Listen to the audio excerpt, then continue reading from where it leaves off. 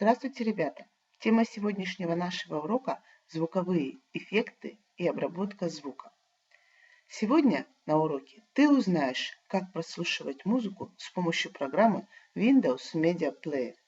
Итак, прочитав страницу учебника 32, вам необходимо выполнить задание на компьютере, если у вас имеется компьютер. Смотрим, что делать.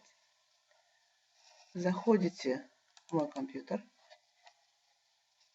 Находите музыку и образцы музыки. Обычно здесь бывает несколько песен. Если же в этой вкладочке музыки у вас нету, поищите, какая музыка у вас есть на компьютере, и можно воспользоваться любой. Итак, первое. Мы запускаем музыку.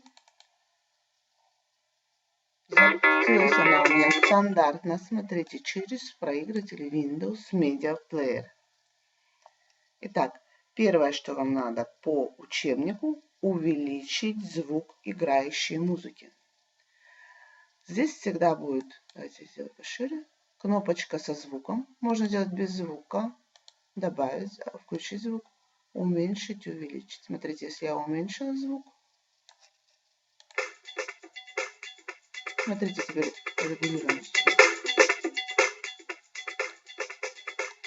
Так, первое увеличить звук, второе уменьшить. Это мы с вами научились.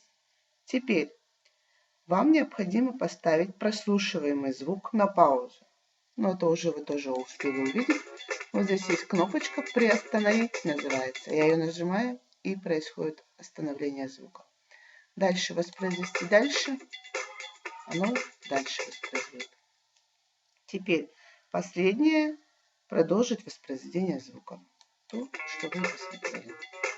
Затем после прослушивания звука вы можете закрыть это окно. Вам необходимо проделать данное действие на компьютере. Если компьютера не имеется, страница прописи номер 28, выполнить первое и второе задание. Всем удачи, всем пока!